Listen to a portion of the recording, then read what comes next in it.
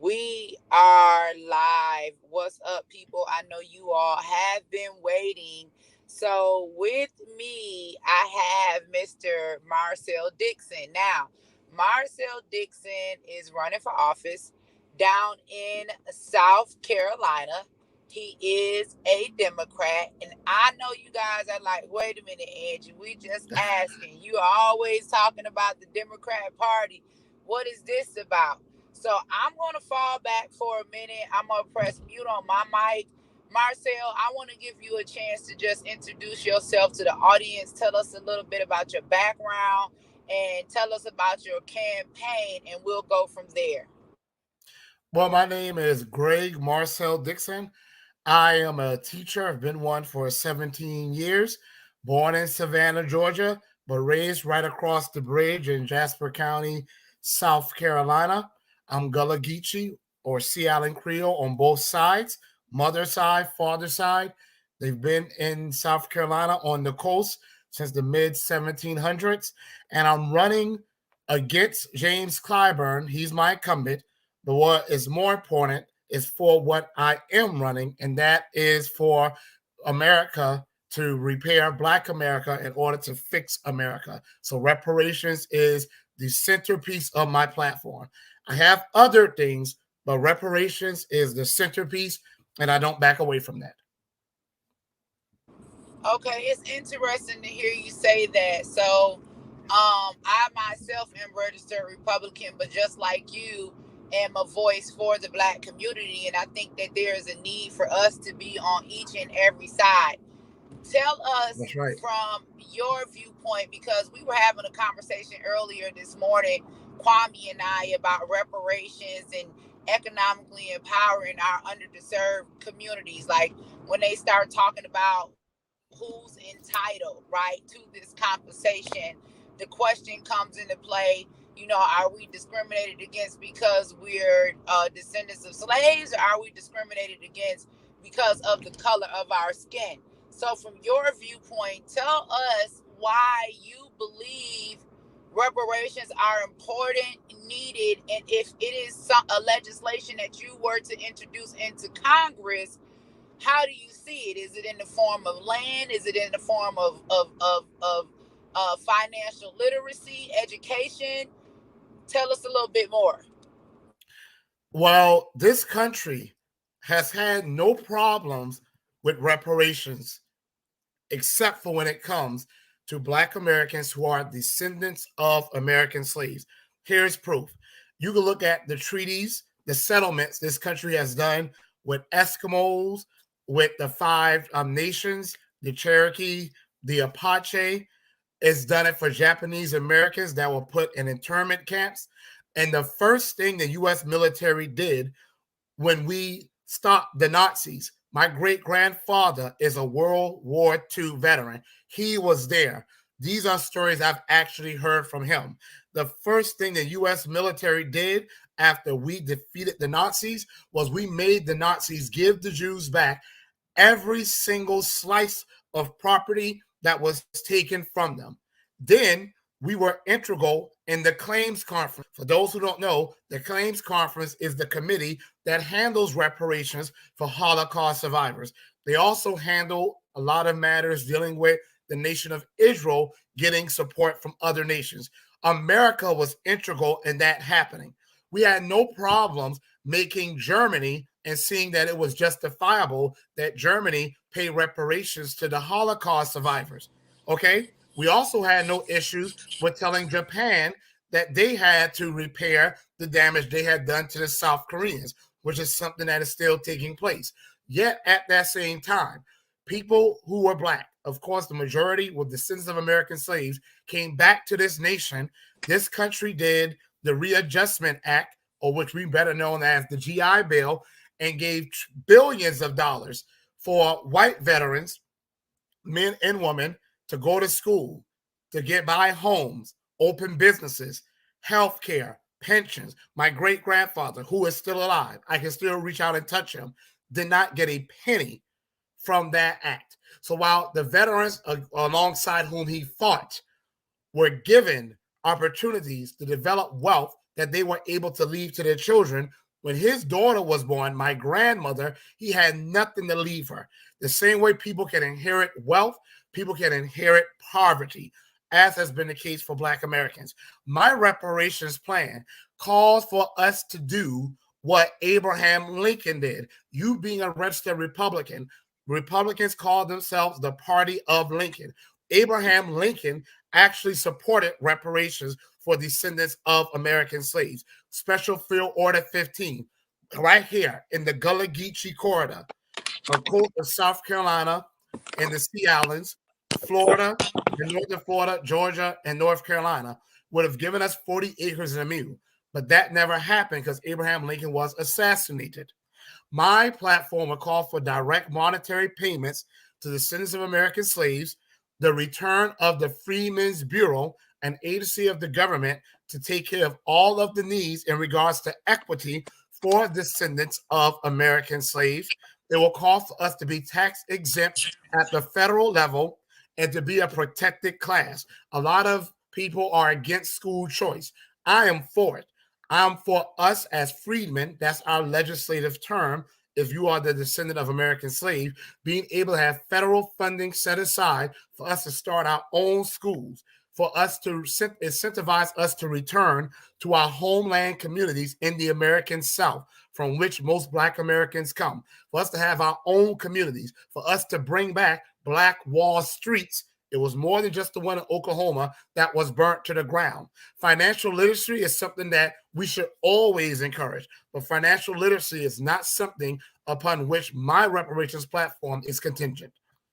Okay, now all of that I can absolutely agree with, right?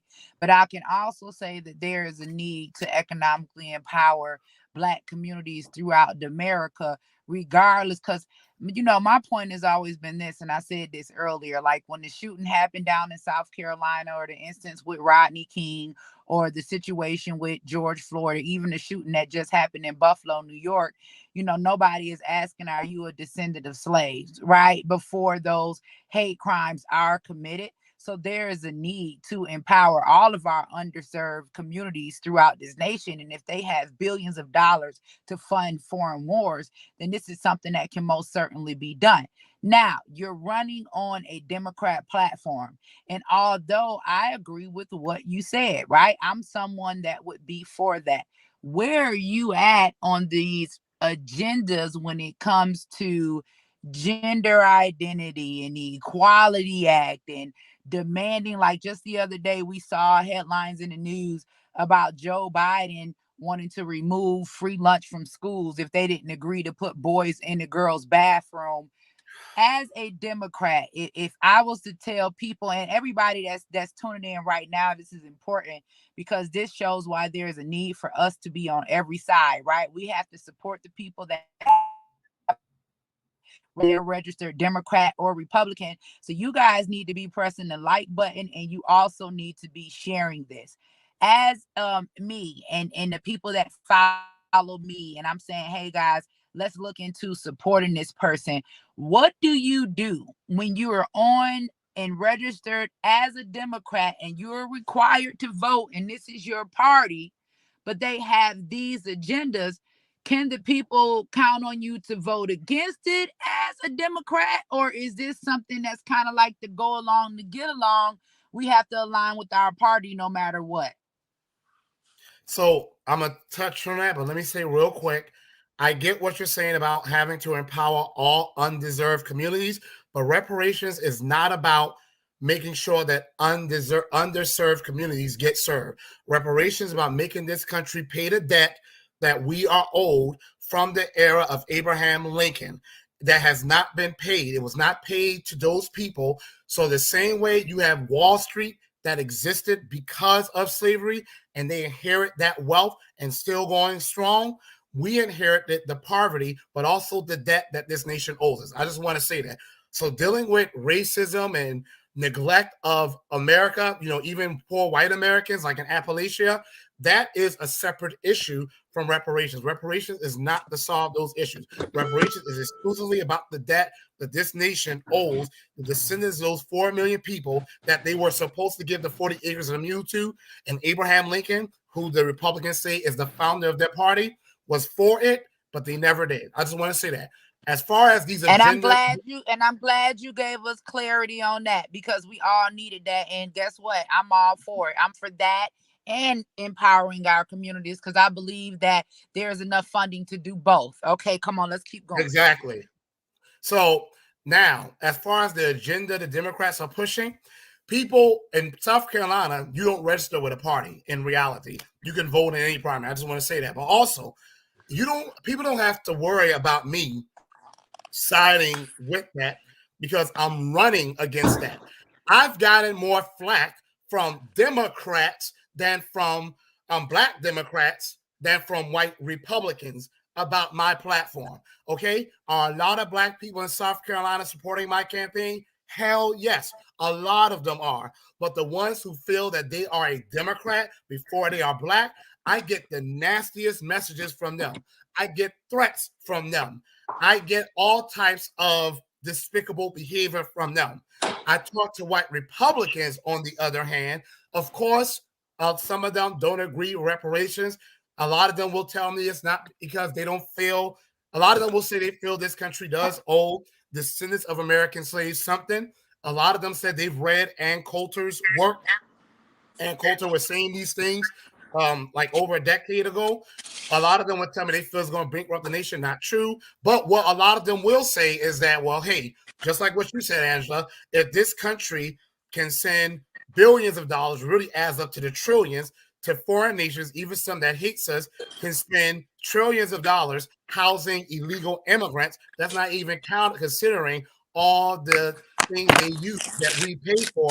This country can definitely invest in Black Americans. So I am running against those things. My platform is not about, LGBTQ. I've had people want me to add in LGBTQ because I am, I guess, a gay Black man. I like to say same gender loving.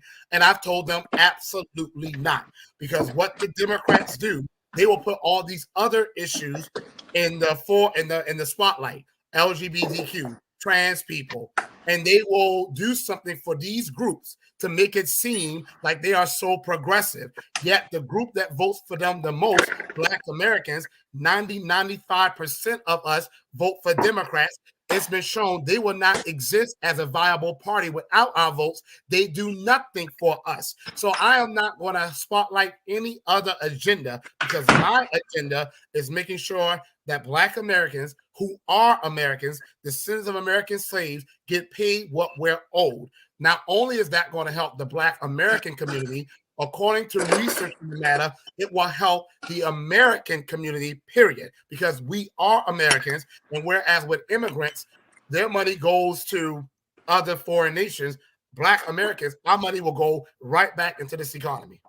Now, I I love it, right? And I'm glad that your agenda is focused on Black America and what's owed to Black America, because there are many of us that are descendants of slaves. Some of us may not be. Although those are agendas that you aren't running on, it's still going to require your vote.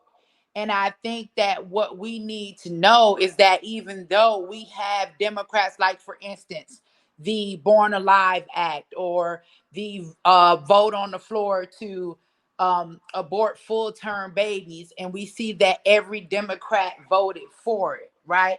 We need to know that we have Democrats that we support and we put in office that are also going to vote and stand for what's right.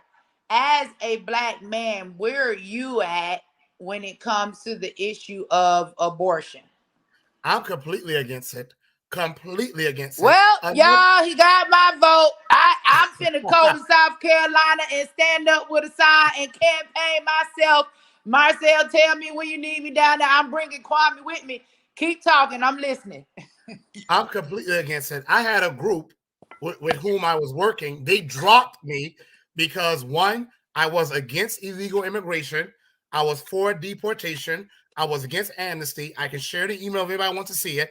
And two, I was against abortion outside of extreme medical emergencies. But let me explain why. Margaret Sanger is the founder of Planned Parenthood. The lady believed in eugenics. She believed and birth control more so than abortion. But her whole point was that undesirable communities should not be reproducing.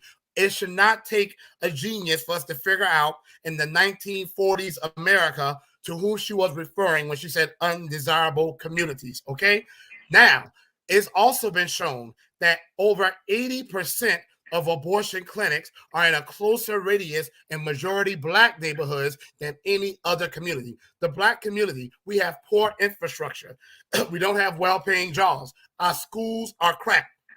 We have the highest rates of homelessness, highest rates of gun violence. In James Clyburn's district alone, we have the highest eviction rate in the United States of America. We are the sixth poorest district out of 435 districts in the United States of America. He has the highest level of toxicity in his water in the United States of America. He has the worst health outcomes than any other community in the Americas. More Black people get their limbs, arms, and legs amputated in Clyburn's district than any other part of the United States of America. You can't find good schools, can't find affordable quality housing, can't find good jobs, can't find public transportation, but you can find an abortion clinic. You can find one of those. Yeah. So I told people, George Wallace, Richard Nixon, who were disgustingly anti-Black, they all supported abortion. Why? Because they saw it as a way to depopulate the Black community. Since the 1970s, when abortion was first legalized, Black women have been outpacing all other groups in abortions. Black women have been saying the reason we are having abortions in such high numbers is because of poverty. It's not that Black women don't want their children. Historically, Black Americans have had large families. My great-great-grandparents had 14 kids right here in rural South Carolina, and they were dirt poor. It's that Black women are feeling like they cannot afford to have children. Instead of the Democrats doing something about Black poverty, they instead say, you know what? Yeah, abort your kid. At the same time, they are telling illegal immigrants have children so they can become Americans, birthright citizenship that was done for Black American descendants of American slavery. They're telling illegal immigrants have children so we can legalize you. So they're incentivizing children for illegal immigrants while telling Black American women, get rid of your child because it's going to grow up poor. They're pretty much saying it's better to be dead than to be poor. And we have not had the sense enough to say to the Democrats, we are not aborting our children. We give you 95% of our votes. You are going to do something about Black poverty. Meanwhile, they're sending billions, trillions of dollars to Ukrainians. They spend $60 million a month, according to an analysis by the Washington Post, a liberal outlet, $60 million a month on just housing unaccompanied illegal immigrant children. That's just the children, okay? They're not putting a penny of that money to Black Americans who keep them in power. I am against abortion. Had we had the 20 million babies that have been murdered right now, we already are a powerful force culturally, socially, economically. Imagine how much more powerful our demands would have been if those 20 million babies were around and they would have more than likely had 10 million children. That will put us somewhere in the 80 to 90 million numbers. Abortion has hurt us in every way possible. It's actually killed more Black Americans than any other form of quote unquote white supremacy. I like the word anti-Blackness has done. So I'm against it outside of emergencies. And I also want to say, and this is something that people don't like me when I say this. People like to say some woman, usually white feminists, wearing pink pussy hats and jumping on calves naked or whatever they do. They like to say, my body, my choice. No, it's not your choice because you cannot conceive a child without a man. I don't care how trans you want to be. Without that man's sperm, that child will not come into existence. If a woman gives birth to that child, legally, that man is responsible for that child. So if a man is responsible for that child, how can you turn around and say the man has no say in the matter to what happens with that child? That's one thing. But my thing with abortion is once that child has a beating heart and cerebral activity, that child is alive. A lot of these fake white feminists and some of our people who are foolish enough to follow them, they like to quote Malcolm X, the black woman is the most unprotected being in the world. That is false. Black children have been the historically most underprotected group in the world. It was black children being torn out of black women's wombs. It was black children being fed to alligators in Louisiana, Florida, and South Carolina. It was black children who were born into a world where they were forced and considered property. It is black children who are right now between the ages of 5 to 12 committing suicide at the highest rate, even higher than white children. Black people have historically never outpaced white people when it comes to suicide. For the first time in history, ages 5 to 12, black children do. Black children are the most unprotected. So my thing is, I'm pro-life. I believe in making sure they are protected in the womb, and when they come out that womb, have a high quality of life. So that's another reason why some black people who think they're Democrats before they're black don't like me, because I am absolutely against mass abortion. It really gets me fired up. Now listen, I'm sitting here listening to you, and I'm sitting here watching you, and I'm saying, man, Marcel is just like me. You got that same fire, you got that same passion. You're willing to go against the grain, right? And people like look at me and they like, oh, you're not really a Republican. You're really for the people. And I'm looking at you and I'm like, wait a minute, is he really a Democrat with your values, right? Because a lot will say, hey, you have really conservative beliefs. Why are you a Democrat? So one, I want to say, I'm tired of people trying to put us in labels. If you're a Republican, you believe this. If you are a Democrat, you believe this. I tell people, I'm not a Republican. I'm not a Democrat. I'm black. First and foremost, black American, a descendant of American slaves, freedmen. I am looking at research and seeing what is best for black America. Here's the thing, Angela.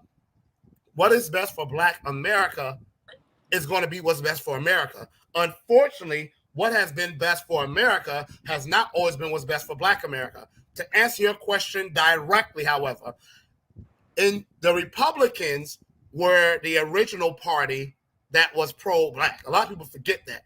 The Republicans were the party that was pro-reparations. Matter of fact, if anyone wants to do their research, to people who are Republicans in the chat room, the Republicans are the party of reparations. That's why I don't get how anyone who says they're a Republican is against reparations. Abraham Lincoln signed the reparations bill for black Americans. Then Ronald Reagan, another people that Republicans admire. I hate Ronald Reagan, but Ronald Reagan did reparations for Japanese Americans. It's been the Republicans that have historically been the pro-reparations party. The Republicans can easily get black Americans back if they really run on the platform that Abraham Lincoln had, which was making say that one more. Hold on, Marcel. I got to stop you right there because I'm a black Republican, and I keep telling these people this, right? And maybe they need to hear it from somebody that's registered in the Democrat Party. I don't know. But not only is Republicans the party that were historically for reparations, they're also the party that freed the slaves, right? If we're just going to be honest, right? Say again what you just said. Keep going with your message, but you preaching today. Let's go. I'll say it again. If the Republicans would run on the platform, they call themselves the party of Lincoln. Lincoln realized that the country had a debt they owe black Americans, and he wrote the reparations bill. Black Americans are saying to America, y'all never paid us this debt. Pay it. And instead of the Republicans getting back to their pro-black roots, as the label goes, they're fighting against something that their founder was for while saying they're the party of Lincoln. They can easily get black Americans back on their side. I'm not, and I'm going to answer your question, but let me just say this real quick. I am not a Donald Trump fan necessarily, but let me tell you, the more this Joe Biden segregationist is in office, the person who was actually a Ku Klux Klan mentee, the more people are realizing in my area, and my area is 50-60% black. The more people are saying, well, damn, Trump wasn't as bad as I thought. That's not what I'm saying. That's what I've heard people say. But I want to say that even he realized that black Americans were being neglected. That's why he tried to do that platinum plan or whatever. Yeah. Let me answer your question. The Republicans were originally the pro-black party.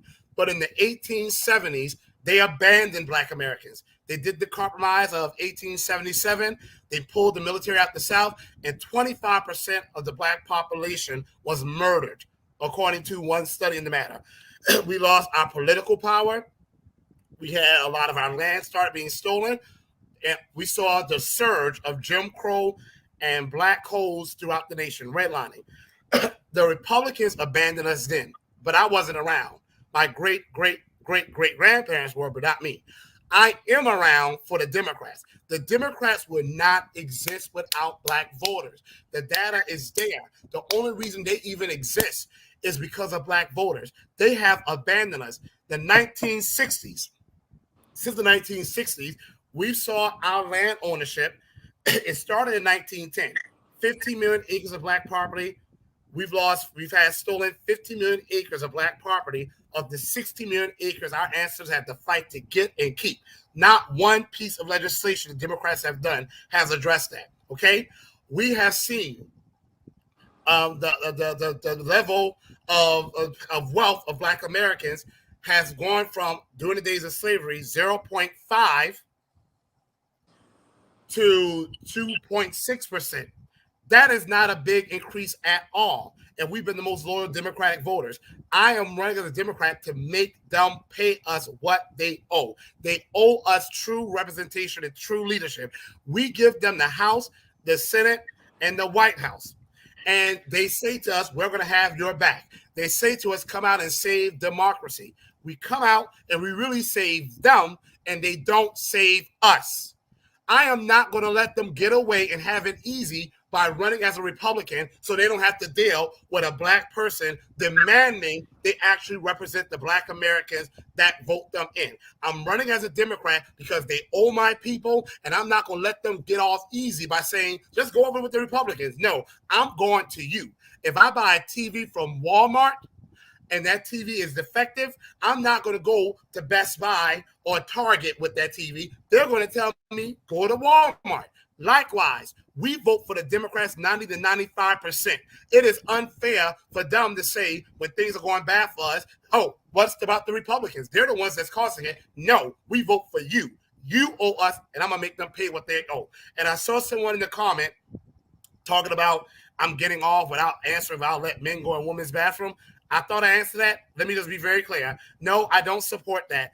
It's already been shown how when some trans women who were men go to trans women go in prison, they sometimes rape actual women. I don't agree with the fact that if I tomorrow say I'm a woman, I'm 172 pounds, I get to go ahead and participate and go against a woman who's 125 pounds. That is crazy to me. That is insane to me. We don't allow that in any other circumstance. Okay, I can't bring a gun into a place, and when they say a gun's not allowed, I say, well, it's a knife. They're gonna say that's a gun. It's just common sense. So no, I don't agree with that. Awesome. So I want you to tell us a little bit more, because I think the people are enjoying you. Everybody in the chat, you guys need to make sure that you're liking and make sure that you're sharing so we can help him get his message out here. And also make sure that you subscribe to the channel. Now, people in the comments are wanting to know, how can they support you? How can they donate to your campaign? How can they find out more information? How can they volunteer? Give them that information, and then we'll get back to our conversation. So if you want to donate, which, by the way, I'm in the final stretch against Clyburn, it's marcelforcongress.com. Marcel is spelled Marcel. marcelforcongress.com/donate. Somebody put it in the comments and I'll post it on the screen, but go ahead, I'm listening. Okay. I have billboards all over the place. I know some people, if they're in the South Carolina area or in the Augusta, Georgia, Savannah, Georgia, Charleston, South Carolina, Columbia, South Carolina market, you saw my commercials during the NBA Finals. I have yard signs all over the place. I have teams that have been knocking on hundreds of thousands of doors. They're doing it right now as we speak. Mass texts, mass emails. There are other things I'm doing, radio advertisements. Every penny helps. I went from, in January 2022, just $6,000 in donations to now almost $200,000 in donations. People are saying you need 7 figures to defeat Clyburn. I'm going to show those people, like my people, our people, Angela, have always shown this country when they say we can't do something, that they are wrong. So marcelforcongress.com/donate. I'm very active on Twitter. Marcel, the digit 4, Congress. That's my Instagram tag as well. So, yes, thank y'all. Awesome. So another concern for a lot of us in the community and a lot of people that tune into my channel is what we're seeing with the LGBTQPIA plus in our education system. So not only is it something that's happening, let's say in high schools, but these are agendas that we are now seeing pushed in grammar school, elementary, even as young as pre-K. I myself even had an experience when I was at a nightclub called the Palace Bar on Miami Beach, 12 o'clock at night. They got 2 little girls, couldn't have been no more than 9 years old, on the stage, prancing, sashaying back and forth, posing for money in a sexually hyped atmosphere, people drinking and smoking. And it's against the law for us to take children to the strip club. And you may not know, but there's adult things that go on at drag parties. The education that they are forcing on our children is something that is coming down out of Democratic policy and a Democrat White House. And it's good to hear you say that, you want to be in there with the Democrats because you want to hold them accountable. And I think that's great because there has to be a voice of reason at the table in that conversation. But please give us clarity on where you are with that. And if elected, what do you envision or what would you be willing to do to protect the innocence of our children? My mother used to say to me, whenever we talked about dating, I have 2 brothers, 1 sister. She would say, "Hey, you have as many boyfriends and girlfriends as you want." And what she would do is go to the bookshelf and she would say, "Hey, how many boyfriend and girlfriends you want?" She would have a stack of books. That is all about which we should be focusing when it comes to education. Okay. Now, intellectual debate should happen in a school, but we should not be pushing heterosexual behavior or homosexual behavior, trans behavior, none of that. I have seen posts from people who are teachers saying that, oh, they can't talk with their students about their sexuality. And I'm like, what teacher wants to discuss with their children, their students, their sexuality? That is not the place, nor is that the context. I am completely for getting rid of, the same way I don't believe religion should be imposed upon kids, no political ideology should be imposed upon kids in school. I am that way as well when it comes to the ideology of sexual orientation or trans, of things of that nature. I've been a teacher for 17 years, but you will find, when you look at my record, is award after award after award. Awards I won for my teaching, awards my kids won when I took them on academic competitions underneath my coaching. You will find bonuses I've received because of my kids' high test scores. I'm in an area where, unfortunately, I'm in Jasper County. Well, sometimes 20 to 30% of the kids only are reading on grade level. By the time they leave for me, 75 to 82% are reading on or above grade level. Academics should be the focus, and that is it. We should not be telling little boys they could be princesses too or things of that nature. That should be left to the discernment of the parents. And I also will have to say, even when it comes to the discernment of the parents, I am against something like a transition being done for a child. It should be 18 years of age or older. Because if people look at the data, before someone goes through that transition, they have to go through some pretty intense psychological services. Okay. And then a lot of adults who make a transition actually, a lot of times, revert back to their original sex or gender identity. So if it's traumatizing for adults, we should not be allowing children to make that type of decision. Wow, That's man, me and you need to team up, man. You gonna make me run as a damn Democrat, so I And I can get want to on say in there something, with Angela. you. And we I can didn't tag answer team all your this thing. question. For people who are afraid of somebody compromising, here's what I would say. Everyone can switch up on us. It's your responsibility to hold me accountable. That's what I feel we as Black Americans have failed to do. We need to make politicians afraid again. And I know I always have to say this because Ty Burns' team will love to take a clip of me saying that and saying that I'm supporting violence. We politicians should always have a respectful fear of the people they serve. So if I switch up, your job is to come for my throat. Okay, and make sure that I know damn well I'm going to serve your needs and then vote me out. But I want to say this: you can kind of tell what a person is going to do by what they've already done. Okay? For 3 years, I haven't been running for 3 years. I never planned to run. When I first decided to do it 7 months ago, it was going to be symbolic. I decided to actually give actual legitimate try like a month into it. However, I am running on a reparations platform. Everyone knows, Democrat, Republican, Independent, that whenever you stand up and say you're going to do something pro-Black, you're going to get backlash from everyone. White Republicans, Black Democrats, everyone, okay? If I wanted to run a race that would have been easier to win, I would have ran on an LGBTQ platform. I would have ran on a healthcare for all platform. I would have ran on the Save the Little Fairies and Unicorns platform. Anything besides running on reparations. I have not done myself any favors by running on reparations. I've gotten backlash from everyone, and yet I stood my ground. If I was going to compromise, I would have done so already. So the fact that I have stood my ground to the very end, and I'm approaching the end right now, running on a reparations platform is proof that if I didn't compromise when I have no protection, I have no support around me, I'm not going to compromise when I get to Congress and have a much larger platform because I may not get the support of the Democrats nor the Republicans, but I have something better. I have the support of the people because you don't see none of them here talking to the people, but you see me. Now, let me ask you something else because you mentioned several times that you had been a teacher.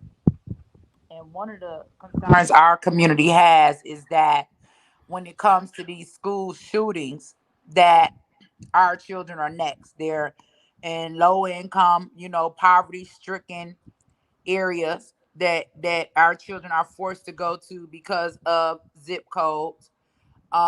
We are now seeing a push by the Democratic Party for gun reform laws. I need to hear your position on this, speaking from someone who would be voting on these laws and also speaking from the viewpoint of the teacher. About gun legislation. Yes. In So regards to, go ahead, I'm listening. this is the issue where I tend to piss both sides off because I tend to try to weigh the cause. We are an open, free society, America. I visited Kenya before. Kenya is in East Africa, beautiful country, rich history, rich culture. But because they had some terrorist attack from what was those people called? Al Shabaab? No, Al Shabaab. I forgot the name of the terrorists over there in East Africa. They come from Somalia mainly. They had people with big guns everywhere, malls, beaches, pat you down everywhere. Now, they haven't had another large scale terrorist attack like they were getting. But that is not going to work in America. So here's my position: it is less about guns and more about who gets the gun. So, one, I do believe that schools should have armed guards. Yes, I do. I've always believed that. I've never been one of those people who are saying, let's get security out of schools. If anybody's taught in a school that's very troubled, like I have, you know you're living in a fairy tale if you say we don't need security in schools. What I support also, though, is putting more psychologists and social workers, not to take Black people's children and harass Black families, but to be proactive. When a family's head is underwater, you give them a helping hand to pull them up from above water. I believe we can do both. Now, when it comes to gun legislation, like I said, I tend to piss both sides off, but I've been standing my ground for this because I researched my own policy. And these are the things that have seemed to work. I believe in safe gun storage. It has been shown to reduce suicide rates. I don't believe in ghost gun sales. Sorry, don't. I believe if a person is going to purchase a gun, it should be registered and they have to be responsible for where that gun ends up. So if you have a 17-year-old in your house and that 17-year-old gets your AK-47 or whatever and they gun someone down, you should be held liable too. I believe in smart gun technology. And before people come in the comments saying that's going to make the average man broke, I believe that that should be provided free of charge. If we want gun owners to trust that we're not going to confiscate their weapons, then we need to incentivize them to help them go along with things that we can do to help make gun violence go down. Okay. I also believe that we should have marksmanship classes, especially in the Black community. I believe every Black American, descendant of American slaves, should be armed. I did research. I used to be against guns as a kid. My brothers loved guns, shooting soda cans, even shooting birds. I used to hate. But the more I researched things, I found out that the only time they want to do gun legislation was when it was time to try to take guns from Black Americans. That is when my mentality finally started to change. If they don't want us to have guns, then that is confirmation that we definitely need to have. So, smart gun technology, safe storage laws. I also believe that if we try to do this, ban assault rifles, and I know that's a political term, ban automatic rifles, I believe that will be a mass murderer's dream come true. You know why? Because we will be putting in a lot of resources trying to take guns from the majority of gun owners who will never commit a crime of gun violence. That's one thing that's not said enough. Most Americans who are gun owners will never, ever, ever, ever, ever shoot anyone. Look at the data. Almost 60% of gun violent deaths are suicides. Okay? So there is a mental health aspect to that as well, which is why I say I support the infusion of guidance counselors, psychiatrists in schools and also beyond schools. But if we try to find and hunt down people that own guns, the people who are the real threats, who are the real murderers, they will love it because they can really fall between the cracks. If we can't catch them now, what makes us think we could put all this energy into hunting down gun owners and be able to catch them then? What we need to do, and this is something that I think Herschel Walker, of all people, said as well, we need to have advanced screening procedures in place. These people, this scumbag that committed that terrible, despicable act of gun violence in Buffalo, that scumbag, who I will not say their name, who committed that terrible act of anti-Black racism in Charleston, just 49 minutes from me. They talked about their plans before they acted on them.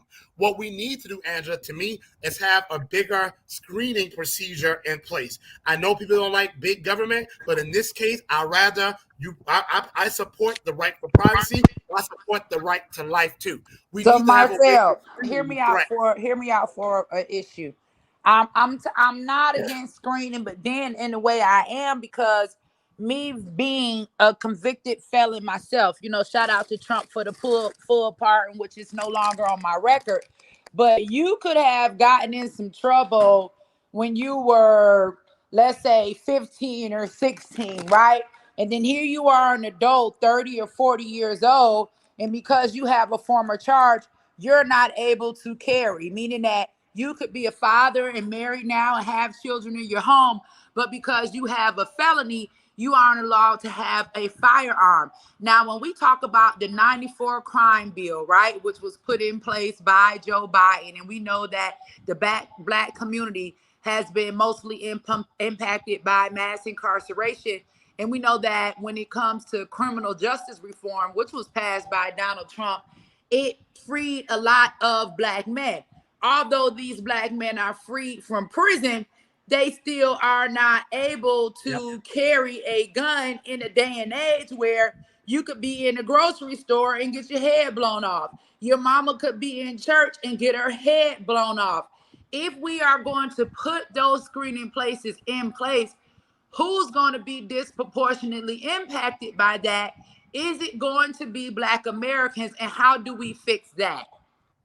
Excellent point. And I've spoken about that before. First of all, the only time I support a person being denied the right to own a gun is if they have a record of violent convictions. Now, you make a good point. As a Black American man who knows that the FBI, the CIA, all of them targeted Black people who were pro-Black. I mean, that's one of the reasons why the Bureau of Federal Investigations, now known as the FBI, came into existence, was to frame and implicate Black civil rights activists, where it has to be a level of accountability. That's why everything I say has to be looked at within the context of the Freedmen's Bureau being brought back. The Freedmen's Bureau will serve as our arm of the federal government, because obviously we already have that issue you're speaking of, Angela, in another area, the no-fly list. A lot of people get put on the no-fly list, and when you're on the no-fly list, I don't know if people know this, you also can't purchase a gun. And if you have a gun, you have to relinquish it. There is no public data about why a person can end up on the no-fly list. I did not know that until I researched it. There's no public information out there about what constitutes a person being put on the no-fly list. It could just be done on a whim. With this screening mechanism, it can easily turn into, oh, a Black man made a joke, let's arrest him now and say he's a terroristic threat. Under my watch, that ain't going to happen. And with the Freedmen's Bureau being returned, being an advocate for us, that is not going to happen, because that can easily be a slippery slope.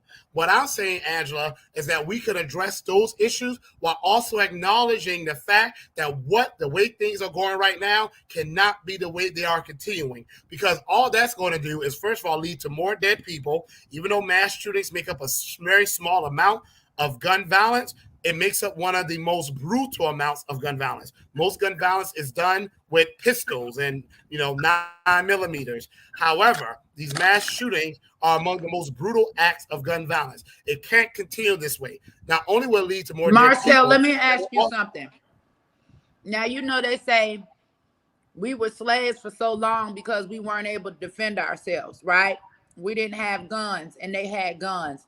We're seeing, right, a lot of us are, and let me go back to this first. I wanted to tell you that I think, although I had Republican values, with the way that the Republican Party was being viewed at the time that I was running, it did kind of deter people from supporting me and not even understanding and recognizing that I was really for them. So one of the things I said is that if I ever ran again, I would run as an independent. And I think that we see the tide changing, because we're starting to see where people are like, well, hey, wait a minute, because there were a couple of comments like, with this agenda and what's going on with our children and these babies, I can't vote Democrat anything. For us as a people moving forward, even though you're right now in the middle of your campaign, do you think that it would be wise for us to be more of an independent party versus Republican or Democrat? absolutely. The two-party system has been harmful to us. But here's what it does, Angela. You notice that you ran before.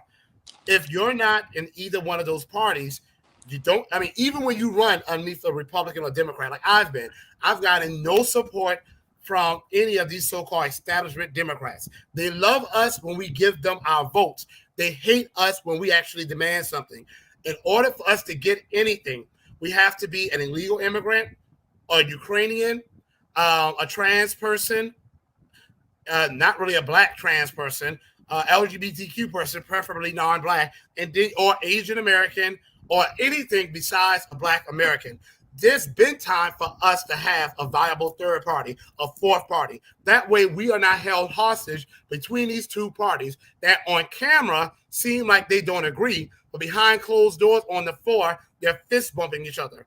One thing I must say though, the parties only operate the way they do because we allow them to operate the way they do.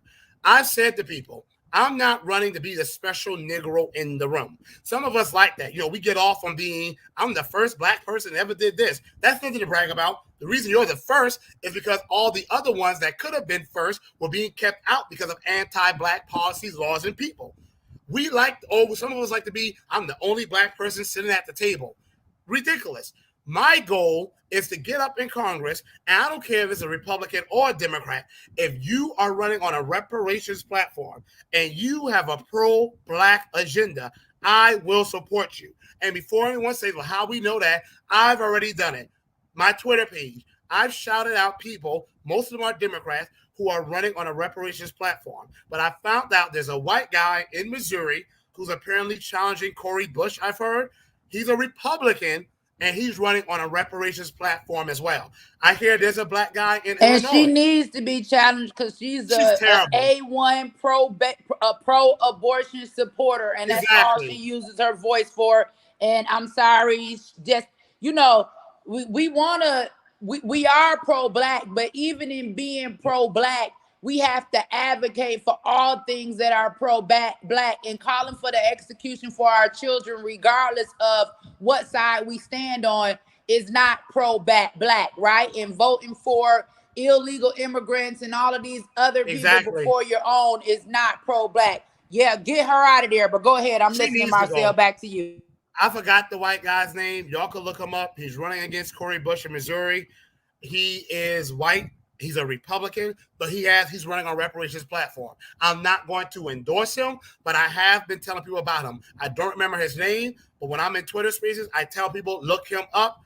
I haven't been invested in looking him up as much because I've been running my own race. There's another guy. He's a black guy running in Illinois. I don't know if it's at the federal level or the state level, but he said he's running as an old school Republican, meaning he is he has a black agenda. He's for reparations. So my point is, I don't give a damn, libertarian, Republican, Democrat, Green, Independent, Constitution, whatever party you're running under. If you are running on the reparations platform, I'm convinced you're doing it, and you have a black agenda, I'm going to support you. I'm going to help get you to Congress.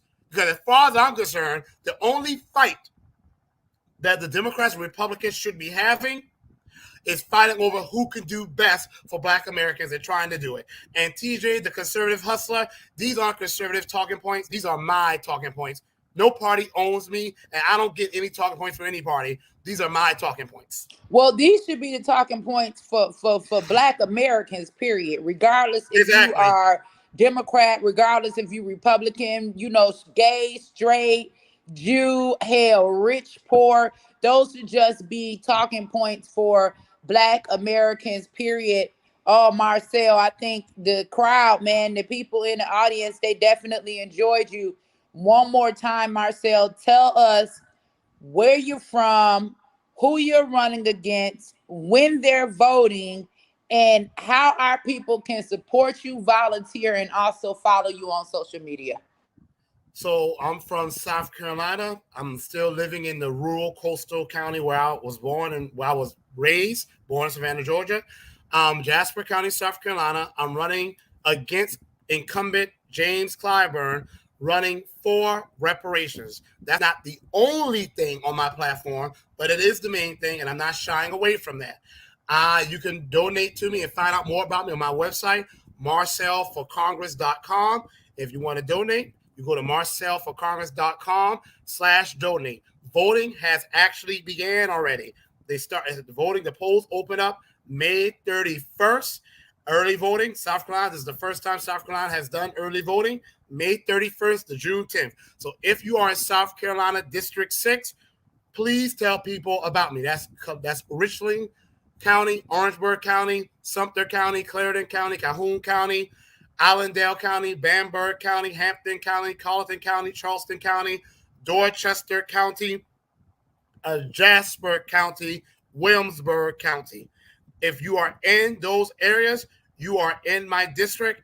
You can go and vote for me right now today until June 10th. Then the big day is June 14th. MarcelForCongress.com/donate. My slogan is Repair Black America to Fix America. And I'm glad I'm getting a lot of support. For those who are not convinced, I can't. My actions speak for me, and they will continue to do so. Marcel, this was an awesome, awesome interview, brother. I'm gonna stay in Thank touch you. with you and your team and follow you, and also see how not only I can get behind you, but I can bring some of my supporters and make them your supporters as well. You know, at this point, it's policy over party, and you can That's it. be a Democrat. I've said this before, and still know the difference between right and wrong. So it's just like my brother Kwame speak about all the time, to go along, to get along. Just because you're a Democrat don't mean that you got to be voting for full term babies to be aborted, that you have to be voting for LGBTQ agenda in our schools. And I just wish more people that were aligned with that party would stand up and fight like you do, Marcel. Thanks so much for joining us. Tomorrow they Thank you, can man, catch for you having me. on with Kwame Brown. I think at 1 o'clock you'll be over on Bus Life. Everybody, Marcel Dixon running down in South Thank y'all. Carolina. Go share the word. Let's get now. How are you doing in your polling? Have the reports come out yet, or what? So it costs $10,000 to do a poll in my area, which is cheap compared to what it costs in other areas. But I had to put the money towards getting my word out. However, there was one person who was formerly associated with Clyburn's campaign, and I didn't believe this person when they told me that. But everything this person has said has happened since then. And she said, and this was before I started making my rounds and billboards and commercials, that I was at 45%, okay, on election day. That is not enough to win, but that's still larger than a person like me should ever get. I don't know where I stand now. There's been no early polling data. All I know, y'all, is the most important poll is the poll at the ballot box. So May 31st to June 10th, to June 14th. I'm in Jasper County, South Carolina. Angie Herrera. My hometown is Ridgeland, where I still live to this day. So thank you, Angela, for having me. Thanks, Marcel. We'll see you in office soon. And you take Everybody, care. that's Marcel Dixon. You guys need to make sure that you go give him a follow. Go support his campaign. Share this. This should show us all, hey, this is about just doing what's right. I spoke earlier today about them using so many things to divide us, whether it's politics, whether it's your sexual preference, whether it's money, whether it's your zip code. We have to stand on the things that unite us. We can't afford to be divided, not when we see agendas that are attacking life as a whole, but we know that they are specifically targeting Black life, Black babies. We know that all of our children are at stake, and we just got a lot going on, y'all. Make sure y'all share this, y'all subscribe to everybody that supported me, to supported Marcel. Thank you guys so much. Catch him tomorrow on Bus Life with Kwame Brown.